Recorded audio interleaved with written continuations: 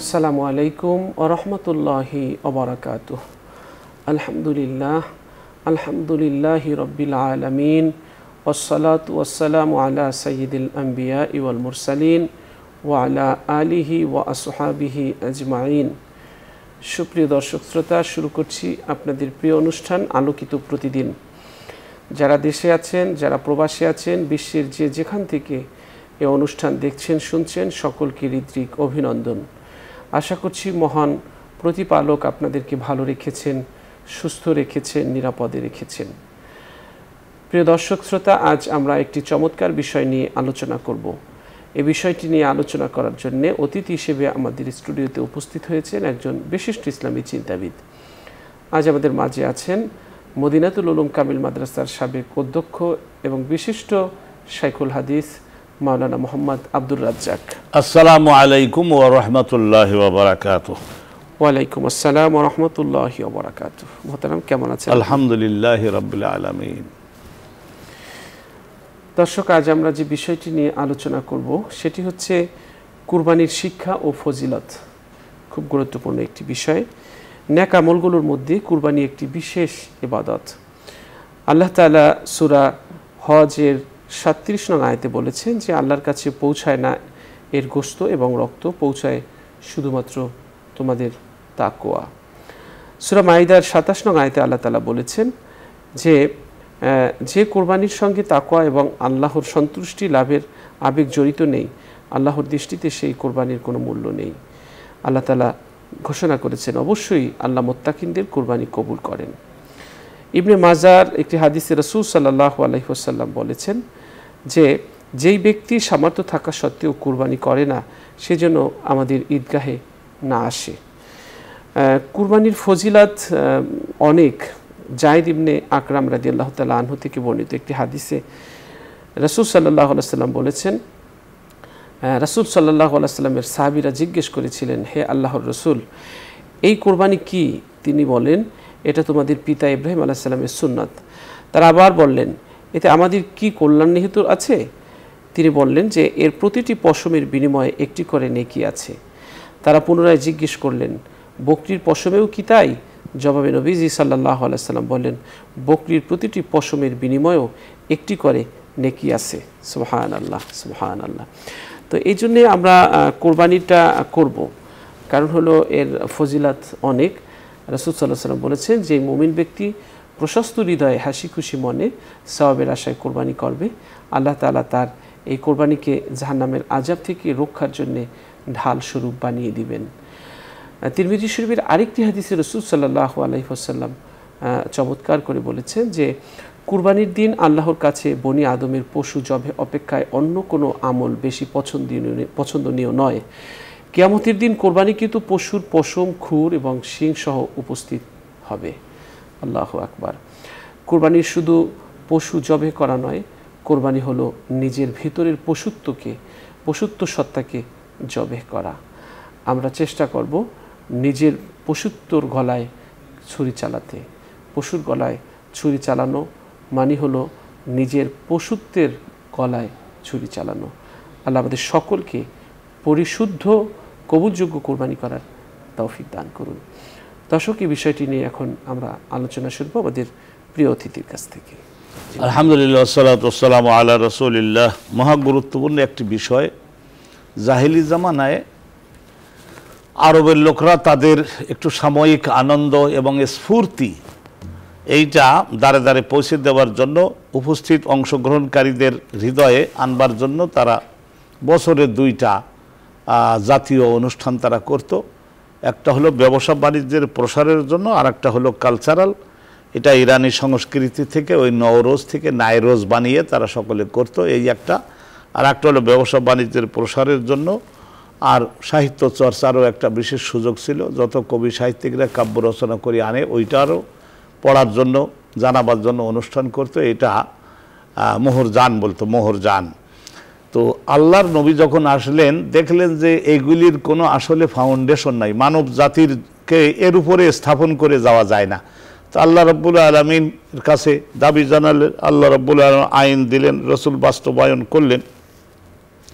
হযরতে ইব্রাহিম আলাইহিস সালাতু ওয়াস সালামের সেই যে আন্নি আসবাহু কাফানজুর মাজা তারা, ওই ঘটনার ফাউন্ডেশন ওখান থেকে দিয়ে আলহামদুলিল্লাহ 10ই জিলহজ, এই যে গোটা পৃথিবীর মধ্যে মুসলমানরা যারা মক্কায় যেতে পারবেন না তারা এই 10ই জিলহজে সকালবেলায় এই ঈদুল আজহার 2 রাকাত ওয়াজিব নামাজ এই আদায় করবেন 6 তাকবীর সহ, আর 2টা খুতবা। আলহামদুলিল্লাহ এই রসুল বিধান দিলেন। আর নামাজের পরপরই যোগ্যতা অনুপাতে পশু কোরবানি করবে। এই যে যাদের কাছে 52.5 ভরি রৌপ্যের মার্কেট ভ্যালু পরিমাণের নগদ ক্যাশ অথবা মালও থাকতে পারে, বিক্রি করে দিলে পারত টাকা, তাদেরকে ইসলামের ধনী ব্যক্তি ধরা হয় এবং তারা এই কোরবানি ওয়াজিব তাদের উপরে হয়েছে, ধরা হবে। ফিতরা তাদের উপরে ওয়াজিব হয়েছে, ধরতে হবে এবং তাদের কোরবানি দিতে হবে। তো আলহামদুলিল্লাহ বাংলাদেশে এখন পল্লীগ্রামের দিকে 8,000, এই শহরের দিকে 10,000 সর্বনিম্ন হলেও একটা ভেড়া বকরি দম্বা তো একটু বেশি লাগবে, বিদেশ থেকে আমদানি করে তো সেই জন্য এইটা জবেও করতে হবে একজনে। আর যদি গরু মহিষ উট তাহলে এখানে 7 জন পরিমাণে অংশগ্রহণ করতে পারেন। তা আপনি যে ওখানে সঞ্চালনের সূচনায় যে ঘটনাগুলি বর্ণনা করলেন, সুবহানাল্লাহি ওয়া বিহামদিহি সুবহানাল্লাহিল আযীম, এই কথাটা আমি একটু ওখান থেকে বিশ্লেষণ করতে চাই। রাসূলুল্লাহ আল্লাহ রাব্বুল আলামিনের কাছে থেকে এই আইনটা আদায় করে নিলেন দাবি জানানোর মাধ্যমে। কি দাবি জানানোর মাধ্যমে আদায় করে নিলেন? এটা হলো এই যে আল্লাহ পাক রব্বুল আলামিন এটা দাবি এইভাবে আদায় করলেন যে আল্লাহ আমলে কম থাকবে, কি করে জান্নাতে যাবে? একটু সহজ করে দেওয়া যায় না কোনো সুযোগ? তো আল্লাহ রাব্বুল আলামিন বলেন এর চাইতে আর সুযোগ আমি দিতে পারবো না। এই যারা কোরবানি দিবেন প্রত্যেকটা নেক, প্রত্যেকটা জবাই করবার কারণে ওই জীবন দেহের থেকে যেমন চলে গিয়েছে, গোশতগুলোরও মৃত্যু হলো, লোমগুলা আর এই পশমগুলারও তো মৃত্যু হলো, তাহলে প্রত্যেকটা পশমকে জবাই করে দিয়েছে আল্লাহর জন্য। প্রত্যেকটা লোমকে কুরবানি করবার কারণে এক একটা নেক আমল হিসাবে আমি ধরে নিব, যে ছোট ছোট এক একটা নেক আমল, সেই নেক আমলগুলিকে আমি আবার বৃদ্ধি করতে পারি যদি তাদের ইখলাস ওইভাবে থাকে। তো নবী পাক বলছেন যে কোরবানির দিনে আগে নামাজ আদায়, তারপরে সঙ্গে সঙ্গে এই পশু কোরবানি। তো এই যে রক্তটা আল্লাহর জন্য পশু কোরবানি করে দিয়ে তার রক্তটা যে মাটিতে পড়লো, তো কবলা আই একে আদাম, এই রক্তটা মাটিতে পড়বার আগেই আল্লাহ কোরবানির দাতার জিন্দেগির যাবতীয় গুনাহ আল্লাহ ক্ষমা করে তারে পাকসাফ করে দেন। আর যদি 7 জন গরু মহিষ উট, তাহলে ওই 7 জনের তাদের বিগত জীবনের যে সমস্ত গুনাহগুলি তারা করেছে আল্লাহর কাছে সেইগুলি ক্ষমা মার্জনা করে দেন। এর মানে কিন্তু এই না যে গ্রামের কারো লোকদের টাকা যদি মেরে দিয়ে থাকে, তা একটা কোরবানি দিলে ওই যে ওখান থেকে 10 লক্ষ টাকা মেরে দিয়েছে আর শক্তিশালী হওয়ার কারণে ওরা আর আদায় করতে পারলো না, এটাও ক্ষমা আল্লাহ করে দেবেন, তা কিন্তু না। যেহেতু পরিশোধ করবার ক্ষমতা আছে তার, তাহলে পরিশোধ করে ক্ষমা চাইতে হবে, আল্লাহ মাফ করে দেবেন। তো আমি যেটা আপনার মাধ্যমে দর্শকগণকে জানাতে চাই সেটা এই যে ফজিলাতটা হলো এই, রাসূলুল্লাহ একবার বলছিলেন যে সাম্মেনু দোহায়াকুম ফাইনহা মাতায়াকুম ফাওকা আস-সিরাতি ইয়াউমাল কিয়ামাত, হে আমার সাহাবারা তোমরা সকলে তোমাদের কোরবানির পশুগুলো কিপটামি না করে একটু বলিষ্ঠ হলো কিনা এবং একটু মোটা তাজা হলো কিনা সেই দিকে একটু মনোযোগ দিয়ে তোমরা দেখো, একটু মোটা তাজা নিও, কারণ এটা তোমার নিজের কিয়ামতের দিনে এখানে বিচার সুসম্পন্ন হওয়ার পরে বেহেশতে যাওয়ার জন্য অনুমতি হয়ে যায়। আলহামদুলিল্লাহ, জাহান্নামের উপর দিয়েই তো যেতে হবে, তাহলে সেই জাহান্নামের উপরে দিয়ে তোমাকে বহন করে নিয়ে যাওয়ার জন্য বাহনের ভূমিকা পালন করবে। বলে যে এই ছোট্ট দুম্বা ভেড়া বকরি এর আর কি বাহন হবে? আরে এইগুলি তো আর কিয়ামতের দিনে ওই রকম থাকবে না, তাদেরকে যদি 200 গুণ বড় বানাইয়ে সেই পরিমাণে শক্তি দিয়ে বসবার সুব্যবস্থা দিয়ে আলহামদুলিল্লাহ ডাইনি বামের সামনে ফেরেশতা যদি দিয়ে দেন, বলে যে এই কোরবানির পশু মহাব্বতের সঙ্গে কোরবানি করেছিল, আজকে তার উপকার হোক, এটা বোরাকের ক্ষমতা দিয়ে আল্লাহ রাব্বুল আলামিন আপনাকে বহন করবার। রাসূলুল্লাহ বললেন যে সেই জন্য বাহন হবে কিয়ামতের দিনে।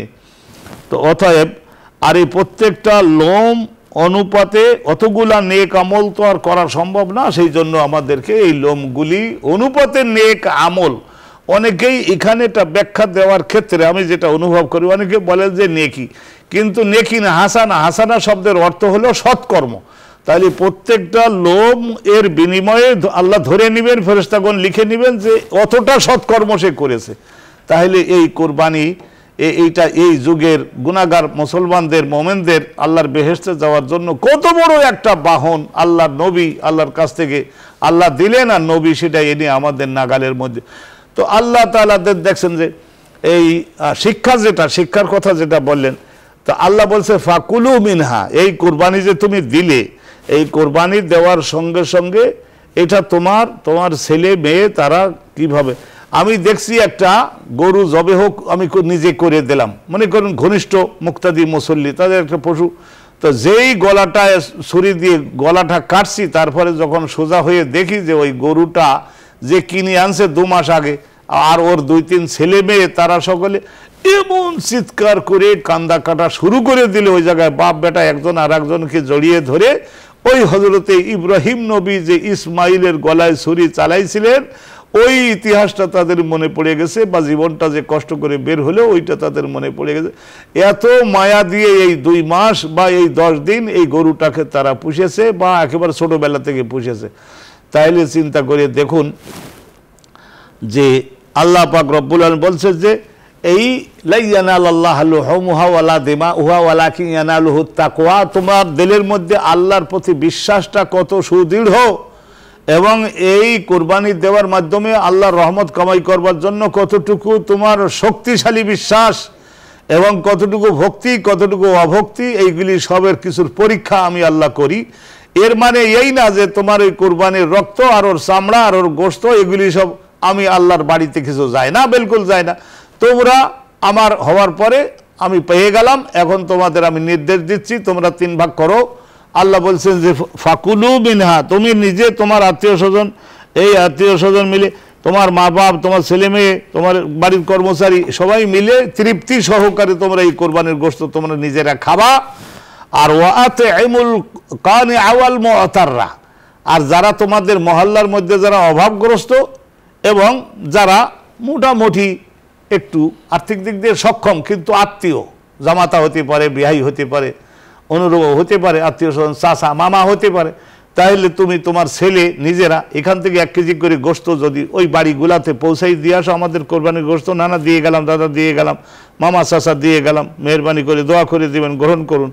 তাহলে এই যে সব মানব কিন্তু আল্লাহরই বান্দা এবং এক বাপ এক মায়েরই সন্তান, কিন্তু অনেক সময় আমাদের সম্ভব হয় না।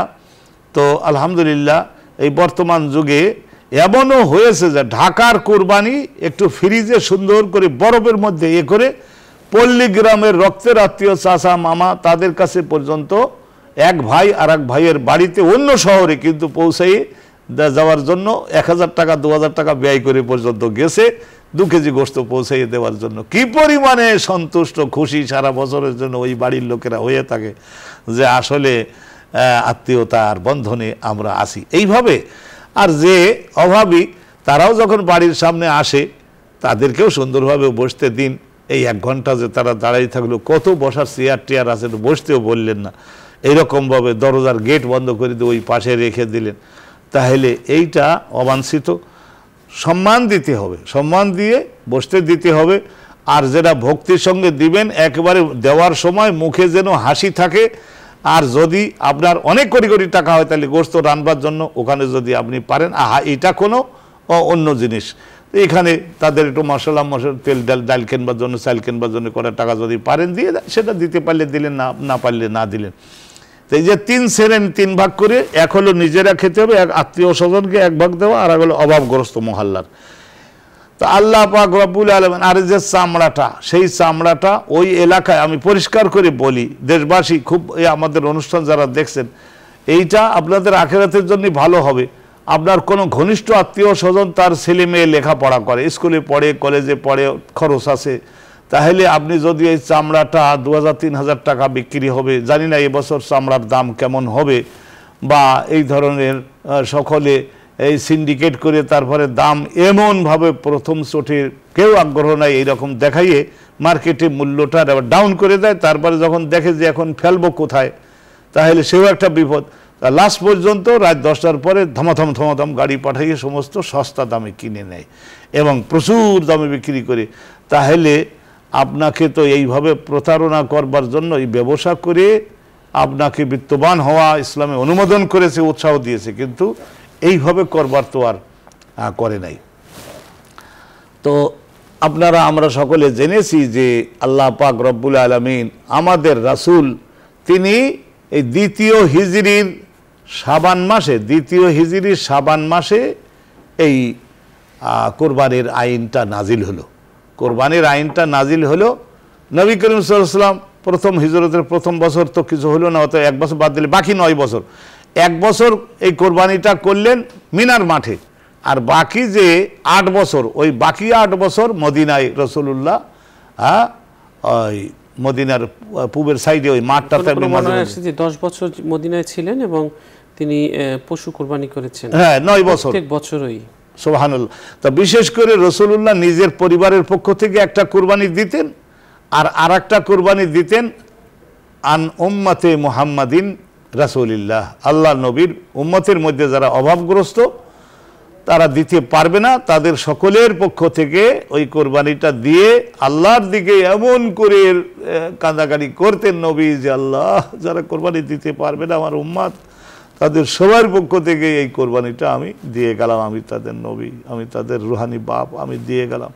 তো এইটা রাসূলুল্লাহ সাল্লাল্লাহু আলাইহি ওয়াসাল্লাম ওই কোরবানির পশুটা রসুল যখন ধরতেন তখন তো সে নড়াচড়া করবার প্রশ্নই ওঠে না, একটা হাতে মাথাটা ধরতেন আর একটা হাতে আল্লাহর রাসূল কি করতেন, এইভাবে বিসমিল্লাহ মিনকা ওয়ালাকা, আপনি দিছিলেন এই ঘাস এবং পাতালতা, আপনি সৃষ্টি করছিলেন, জীবনটাও আপনি পাঠাইছেন, ছোট্ট থেকে মোটা তাজা করছেন, আপনি পানি খাওয়াইয়ে ঘাস খাওয়াইয়ে পাতা খাওয়াইয়ে আপনি দিছিলেন, আপনার জন্যই দিলাম আল্লাহ, আপনার জন্য দিলাম, কবুল করেন। ইন্না সলাতি ওয়া নুসুকি ওয়া মাহইয়ায়া ওয়া মামাতি লিল্লাহি রাব্বিল আলামিন। তো বলতেছিলাম যে এই চামড়াটা, খালটা বর্তমানে আমাদের গভর্নমেন্ট যদিও অনুমোদন দিয়েছেন কাউমি মাদ্রাসা শিক্ষার জন্য, আলিয়া মাদ্রাসায় যে সমস্ত জায়গায় রিয়ালি রেজিস্ট্রেশনকৃত ইয়েতিমখানা আছে, বা আমরা বক্তব্যকে সংকীর্ণ করতে চাই না, একজন কোরবানিদাতা 7 জন তারা জানেন যে আমাদের এই মহল্লায় অমুক ব্যক্তির ছেলে মেয়েগুলি অভাবী, কিন্তু তার ছেলে মেয়েগুলো হীরকখণ্ড, অনেক ব্রেনি, তো তারা স্কুলে কলেজে লেখাপড়া করে, ভর্তির সময় বই কিনতে লাগে, আর নিজে আয় করে খুব সীমিত।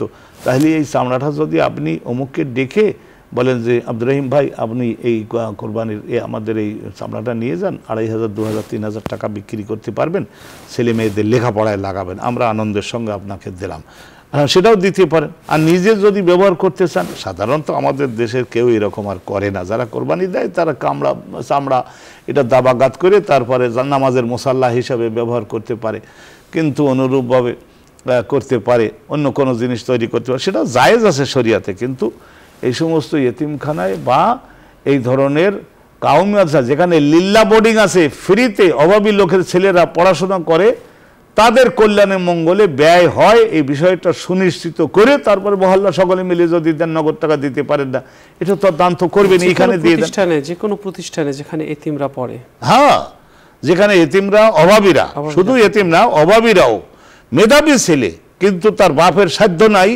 নাস্তার বাবদে, দুপুরে খানার বাবদে, রাতের খানার বাবদে, বাপ জীবিত আছে কিন্তু সাধ্য নাই, রিক্সা চালায়, এরা দারোয়ান, কয় টাকা বা আয় করে দুর্মূল্যের বাজারে, তাহলে এখন এই মুহতামিম যিনি মাদ্রাসার, তিনি তো আর এতটা ছাত্রকে ফ্রি খাওয়ানোর মতো আর্থিক এখন জিনিসপত্রের দাম বেশি, বাজার করতে গেলে এই সমস্ত তরি তরকারি, মাছ, গোশত মাঝে মধ্যে তো দিতে হয়, অনেক টাকা খরচ যায়। তো এখান থেকে ওই মুহতামিম যিনি, হোস্টেল সুপার যিনি, তিনি যদি যান, আপনারা তাকে দিয়ে দেন, আলহামদুলিল্লাহ। আর তাদেরও কর্তব্য রসিদ দানের মাধ্যমে সেইটা গ্রহণ করা, বিক্রি করে তারপরে ওই টাকাটা সাবধানতার সঙ্গে রেখে ওই ছাত্রদের খেদমতে ব্যয় করে দিলে আলহামদুলিল্লাহ, এটা ধন্যবাদ, আল্লাহর কাছে খুবই ধন্যবাদ পাবেন এবং কোরবানি ইনশাল্লাহ তাআলা কবুল হয়ে যাবে।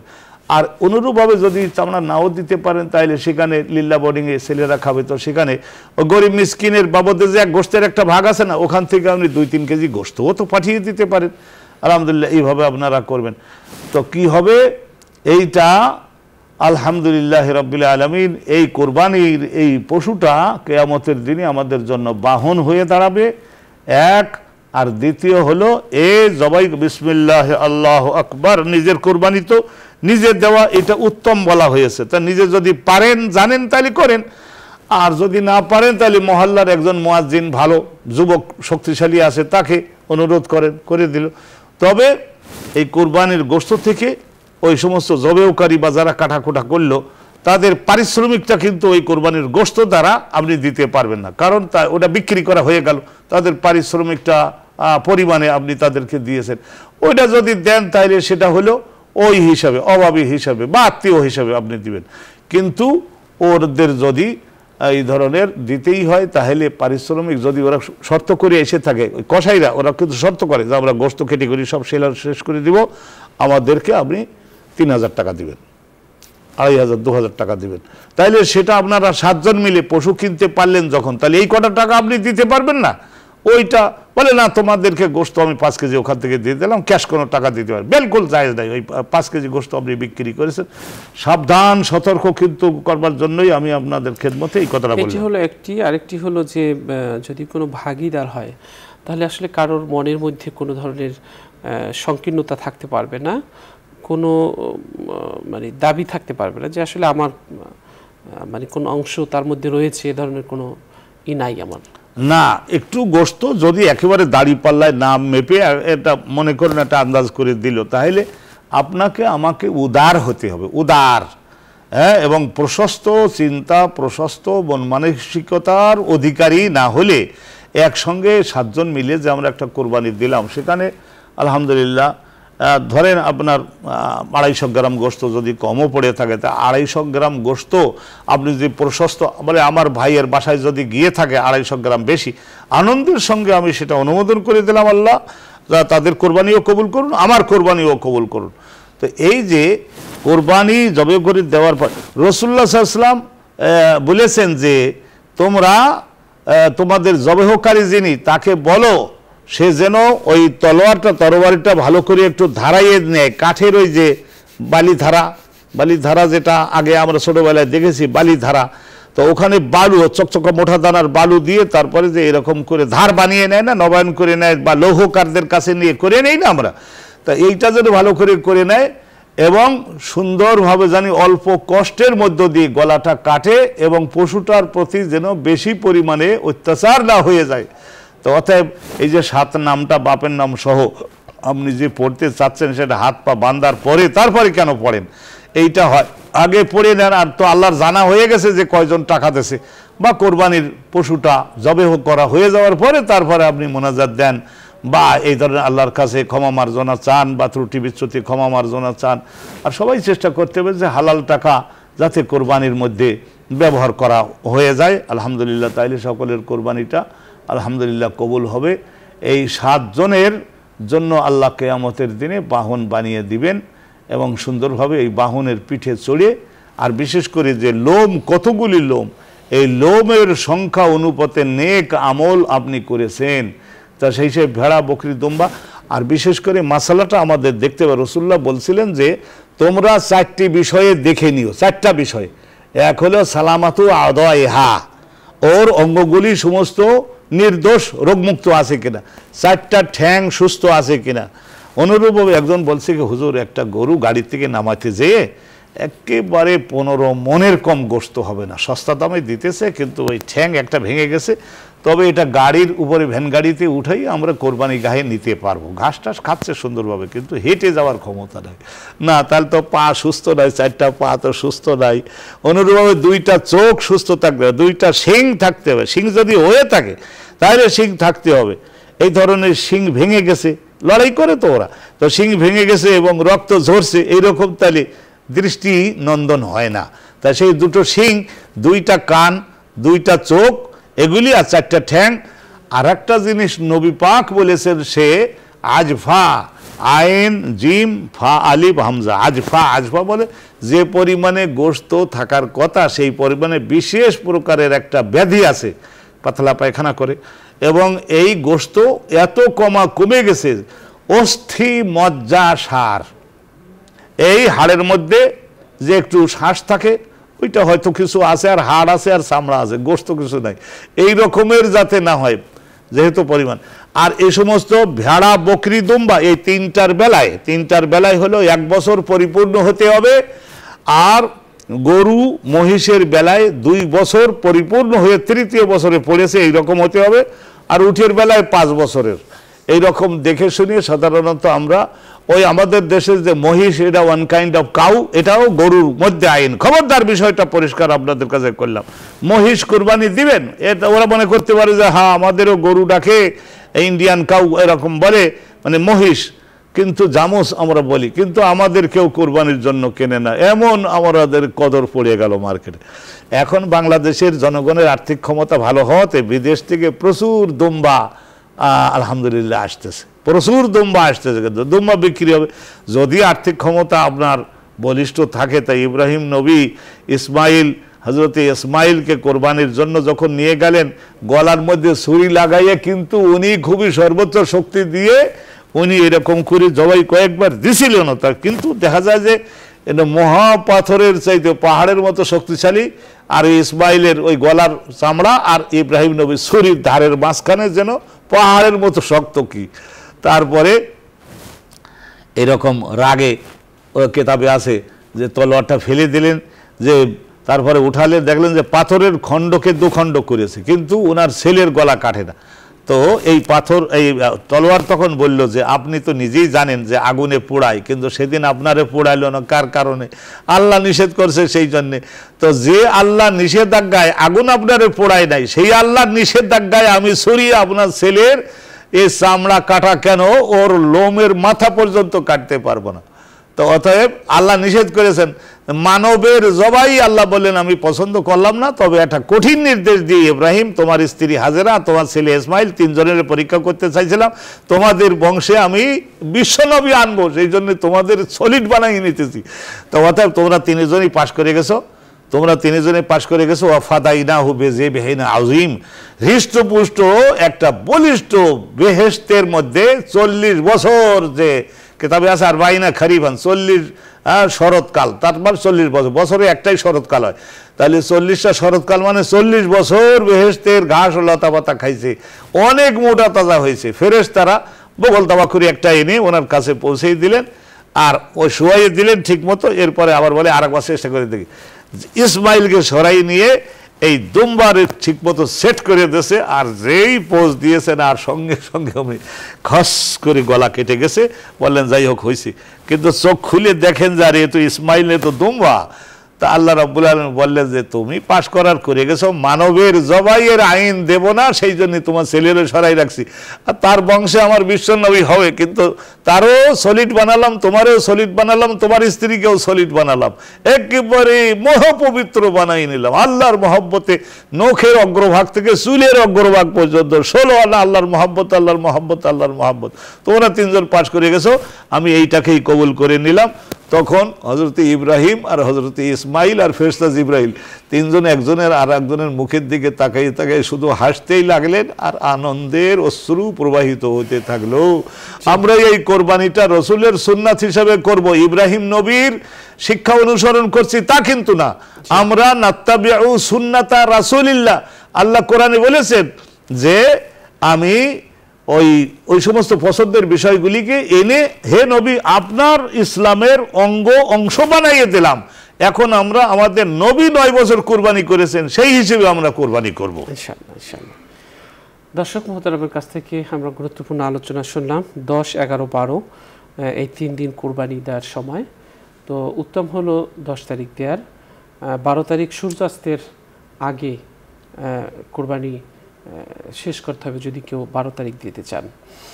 তো আমরা চেষ্টা করব যে কুরবানিটা যেন আল্লাহর সন্তুষ্টির জন্য হয়, এবং আমাদের অন্তরটা যেন কোরবানি দেওয়ার মাধ্যমে পরিশুদ্ধ হয়। আল্লাহ সেই তৌফিক দান করুন। একটি মোনাজাত হবে, আপনারাও চাইলে আমাদের সাথে মোনাজাতে শরীক হতে পারবেন। আল্লাহুম্মা সাল্লি আলা সাইয়্যিদিনা ওয়া শাফিঈনা ওয়া হাবিবিনা ওয়া মাওলানা মুহাম্মদ সাল্লাল্লাহু আলাইহি ওয়া আলা আলিহি ওয়া আসহাবিহি ওয়া বারাকা ওয়া সাল্লাম। আলহামদুলিল্লাহ। আমিন আমিন আমিন। আলহামদুলিল্লাহি রাব্বিল আলামিন والصلاة والسلام على سيد الأنبياء والمرسلين آمين آمين وعلى آله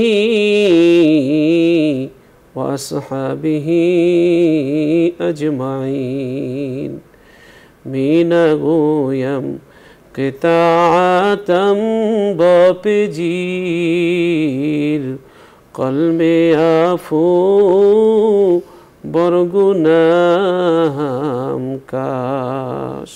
আমিন। রব্বুল আলামিন গুনার বোঝা নিয়া আপনার শাহী দরবারে ভিখারির মতো, কাঙ্গালের মতো, অভাবীর মতো হাত তুলেছি গো আল্লাহ।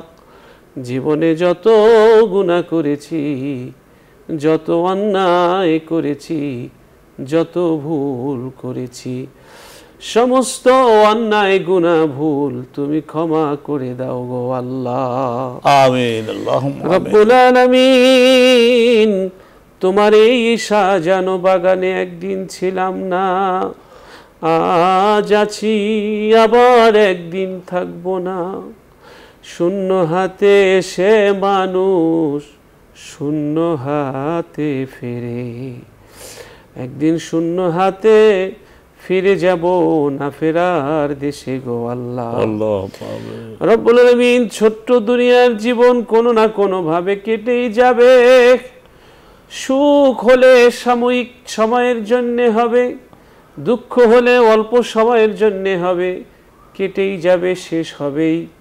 কিন্তু যখন এই দুনিয়া ছেড়ে পরকালীন জীবনে যাব, ওখানে দুঃখ হলেও শেষ হবে না, সুখ হলেও শেষ হবে না। মিছে দুনিয়ার পিছে নিরন্তর ছুটে চলছি, পরকাল ভোলা, মৃত্যু ভোলা মানুষে পরিণত হয়েছি।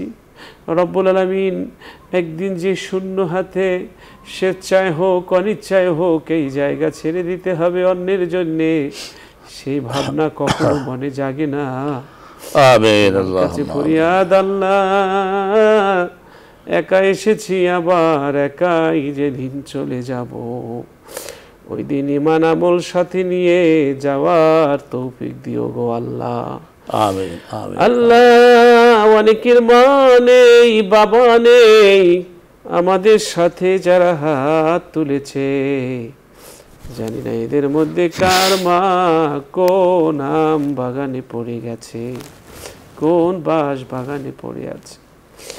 যেই হাত দুখানা দিয়ে মা বাবা ভাত খাওয়াই দিত, গোসল করিয়ে দিত, ঘুম পড়িয়ে দিত, মাথায় তৈল দিয়ে দিত, জানি না তুমি আল্লাহ মা বাবার ওই হাত দুখানা কবরের মাটির সাথে কেমনে মিশাইয়া দিলা। আল্লাহ, যেই মুখ দিয়ে মা বাবা চুমা খাইতো, মা মা বলতে শিখাতো, বাবা বলতে শিখাতো, দোয়া করতো, ওই মা বাবার মুখখানা কবরের মাটির সাথে মিশে একাকার হয়ে গেছে গো আল্লাহ। রব্বুল আলামিন, মা নাই গৃহে যার, গৃহ অরণ্য তার, দেখিলে মায়ের মুখ মুছে যায় সব দুঃখ। আমিন। আল্লাহ, যার মা নাই বাবা নাই, কারোর মা বাবারে তুমি কবরে আযাব দিও না, কারোর মা বাবারে কবরে মেরো না, কারোর মা বাবার কবরে তুমি আগুন জ্বালাইও না। সবার মা বাবার জিন্দেগির গুনাহ মাফ করে দাও গো আল্লাহ। আল্লাহ, যেদিন এই পৃথিবী ছেড়ে চলে যাব, লাশ কাঁধে করে নিয়ে কবরে রেখে যখন চলে আসবে, আল্লাহ, তখন আমার কবরের পাশে গিয়ে কে দোয়া করবে, কে চোখের পানি ফেলবে, কে সূরা ফাতিহা পড়বে, ইখলাস পড়বে, কে দুরূদ পড়বে। রব্বুল আলামিন, এরকম মানুষ তৈরি করে হয়তো যেতে পারিনি। আল্লাহ, সেই তো আপনজন মৃত্যুর পরে যে সবার অজান্তে কবরের কাছে গিয়ে একা কাঁধে দোয়া করে, আল্লাহ এই পৃথিবী ছেড়ে চলে যাওয়ার আগে দোয়া করার মতো মানুষ রেখে যাওয়ার তৌফিক দান করে দিও। আমিন। দোয়ার কাজ করে যাওয়ার তৌফিক দান করে দিও। ভালো ভালো কাজ করার তৌফিক আমাদেরকে নসিব করে দিও। আমিন। আমাদের সন্তানাদি যা কিছু দিয়েছো মানুষের মতো মানুষ হওয়ার তৌফিক দান করে দিও। আল্লাহ যারা অভাবী আছে অভাব দূর করে দাও। যারা কাজের প্রয়োজন যাদের কাজের ব্যবস্থা করে দাও। ব্যবসা বাণিজ্য যারা করে ব্যবসা বাণিজ্যে বরকত দাও। আল্লাহ যে যেই কর্মে আছে সেই কর্মের মধ্যে আল্লাহ তুমি কল্যাণ দান করো। রব্বুল আলামিন তোমার কাছে ফরিয়াদ করছি এই অনুষ্ঠানের পৃষ্ঠপোষক বসুন্ধরা গ্রুপের চেয়ারম্যান আল্লাহ তাকে না খায়াতে তৈয়বা দান করো। আমিন। আল্লাহ তার জীবনের সমস্ত গুনাহ খাতা মাফ করো। আল্লাহ বসুন্ধরা গ্রুপের সব প্রতিষ্ঠানগুলোকে তুমি কবুল আর মঞ্জুর করো। সুবহান রাব্বিকা রাব্বিল ইজ্জাতি আম্মা ইয়াসিফুন ওয়া সালামুন আলাল মুরসালিন ওয়ালহামদুলিল্লাহি রাব্বিল আলামিন। আমিন আমিন ইয়া আরহামার রাহিমিন। দর্শক আমরা আজ এখানে শেষ করছি। আল্লাহ হাফেজ। আসসালামু আলাইকুম ওয়া রাহমাতুল্লাহি ওয়া বারাকাতুহু।